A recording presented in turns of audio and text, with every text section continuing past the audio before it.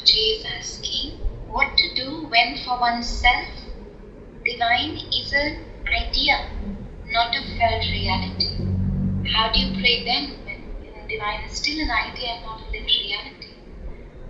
So that's how it is with everyone, that in the beginning divine is an idea, except for the very, very blessed souls which have been prepared. The divine starts with an idea. Now, if you go deeper into the idea, let's say, for example, it's true of actually any pursuit. I have an idea that there is a truth concealed in the world.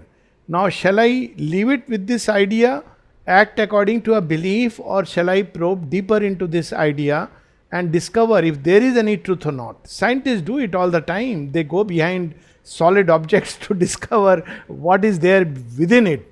So, this idea needs to be nurtured with faith and aspiration. So, it is like the image that is described is that the idea is like an egg, and our faith is that there is something inside the egg, and the aspiration is like the hen which is heating it up. So, that's the tapas, that's the tapasya, that aspire with faith. So, when we aspire with faith on this idea that there is a divine reality somewhere, then slowly, as the chick gets formed, the idea begins to change into the reality to which it corresponds, and one day it will emerge and release itself. It's not a sudden event, though it can be like that, but slowly one begins to feel like a baby in the womb. Slowly one begins to feel through various signs, and eventually one day the baby is out. So that's how one has to start. Meditate on the idea, contemplate upon the idea, aspire for this idea or the truth behind the idea.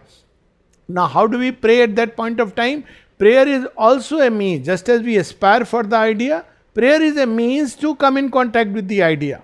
That if there is a divine reality, the divine reality definitely is not a jada tattva. Now, I mean, it's a material reality, it can't hear me or listen or understand. So, make the idea so wide that this divine reality is the very stuff of our being, nearer than my breath. So, if that idea is so vast, then our little prayer will help come in contact with the divine, and the response will come. So, enlarge the idea, make it all comprehensive, all all inclusive, make it as integral as possible, and then meditate upon it, contemplate upon it, and pray to it for everything. Whatever way we conceive, doesn't matter. So, divine knows all in our head, he knows our conception, because he has made us, he has become us. So, that's how we should proceed, in brief. Yes. Faith is the most important condition. So, we should be in a state of faith, and that faith implies that basically that the one to whom we are praying, doesn't matter which way, but I mean, whatever our conception of the divine is, there is a reality in that. So, if faith is missing, if the mind is full of doubts, then there is a problem. So, the other part is to how to cultivate faith. So, the paradox is ask for faith. That's how Mother puts it. Ask for faith, because prayer should be full of faith, trust, and confidence. So, faith means that basically, the divine exists and the divine is for real.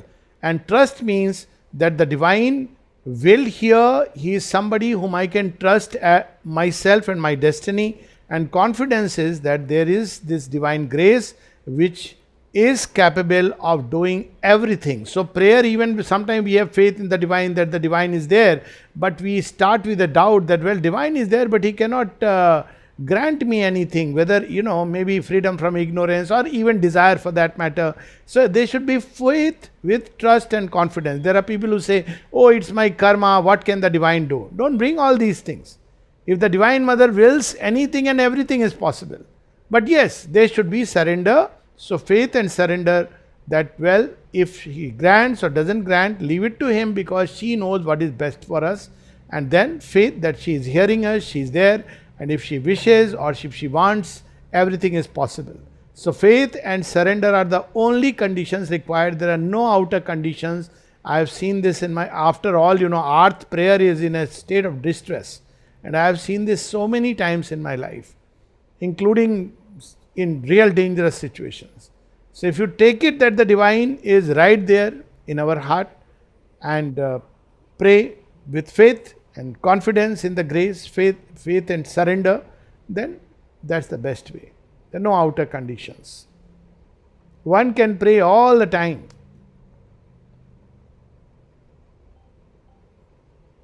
Yes, so apprehension one has to remove. So I just saw a question pop up. So apprehension comes to challenge us. Absolutely, it comes to challenge us, and this challenge comes from several notions that we carry in the head. So, for example, there is the notion, karmic theory is one of the big problems in India, that, oh, I did my karma, how can the divine help me? But the mother says the divine grace can completely cancel karma. She says that in so many words, and she says sometimes just a little aspiration and just a little faith is required. These are her words. And the divine grace can completely annul karma. Now, if we have a notion in the head that, well, I have done my karma, bad karma, everybody somehow has more faith in karma than in grace. I am not entering into the law of karma, which is a different subject. But we should have the faith that, well, these are my ideas, my conceptions, but the divine is always greater than all my conceptions. I'll tell you just one short little real story. A real story means with my own life, that somebody had met with a very serious head injury, very dear to me, and I could foresee that this is going to lead to death as a doctor and every way, and I just prayed to the mother that may she come alive. And then the divine mother sort of communicated to me, what if her soul chooses to leave, has chosen to leave. And I just remember saying, Mother, your will can override everything, including the soul's choice. And then there was a deep peace. Everything then suddenly turned the other way around. So grace can completely annul everything. So grace is the ultimate. But again, it should be with surrender. So pray with faith and surrender. If you don't have faith, live in the company of those who have faith. Communicate with those who are full of faith. Read books which will inspire us to faith, and ask the divine to remove all doubts and to grow in faith. Yes. Okay, so how to conquer desires for something greater, higher? Let's put it in one word, desire for progress. It's actually in spiritual terms not really called as desire, but it's called as the urge for progress. And this is not something which one should let go of. To do your work better and better is part of the service to the divine. The only thing is that when we learn, when we go for study, we should study with this idea that may my mind and instrument become supple, and whatever I am studying, let's say as a doctor, let's take one example. Now I can take it that, well, this is a desire for progress, and therefore I shouldn't pay much attention to it, I should conquer it and just study mechanically. But I can take the other attitude that let me study well, have all the technical knowledge and place it at the service of the divine. So basically whatever we do, art or studies or games, we should do it with this idea. Say games, I am offering my body to the divine so that he can use this body in a better way, in a more healthier way, so that I have a good health and it can become his instrument. If I am studying, so that the mind can become rich and complex and wide, so that the divine can use it better way. If I am drawing or painting or any other work of art, may this art express more and more the beauty of the eternal. So on the contrary, we should keep this urge but surrender it to the divine for his purpose and his use. That's all that is required. Now it is true that there comes a point when the progress is also given in the hands of the divine. Now there is a very subtle difference. The subtle difference is that we should not do it with a state of anxiety. Oh, I want to progress, I am meditating. Here there is too much of I. That, well, has my painting become more beautiful? Now this is ego. It's a very subtle difference. So one has to keep on doing it. The urge for progress is an unending thing. One can always progress, learn, progress anywhere, through everything, every communication, interaction. But it should not become the desire in the sense of maybe appreciating oneself or wanting to have an experience. So that is the line. That's where we have to say that whether I progress inwardly or not, it is the divine's lookout, not mine. Because if I am monitoring my progress, then still the ego. But yes, I should strive to do better and better, even if I in cooking, in cleaning, in everything better and better. Work should become better and better, but with the idea not of appreciation from others, not with the idea that I'll get acknowledgement or be regarded by others as someone or something, but simply because this work is my means of prayer to the divine. As the mother has put it so beautifully, work is the body's prayer to the divine. So we should not deprive the body of this prayer, because all other prayers are going from the mind or the heart. What about the body? It also has to be engaged. So please study well, grow well in art, but only to express the divine, to become an instrument and channel of the divine.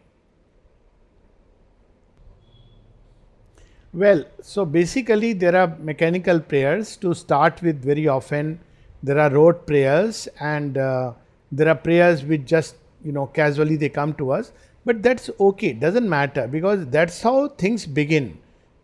It's very difficult to straight away go deep into the soul. So let's start with this assumption that, well, I am praying, it doesn't matter whether it's surface mind or outer personality. Don't analyze, because prayer is a matter of the heart, not a matter of the head. So, well, will this prayer help me? Every little prayer, every little effort, that was the prayer that I read in the beginning, every little, even imperfect effort, every little prayer which has come even through the lips, that's somewhere getting documented and somewhere is being watched over by the divine who watches over us. So he will see that here is my child trying to make an effort, stumbling, doesn't know. He has suddenly learned terminologies like surface mind and his intellect is overactive. Doesn't matter. But he knows the heart. He knows. Even when we don't know our heart, he knows the heart. And he responds to that. So don't worry about it. But if you ask for a sign, all prayers that arise from the soul carry a deep certitude of them being heard. There is no question whether they have been heard or not, and they carry a deep peace inside. All other prayers will carry either a doubt from the mind, it brings in doubt, I have prayed, will it, won't it? If it comes from the vital, there is restlessness, when will it be granted, how will it be granted?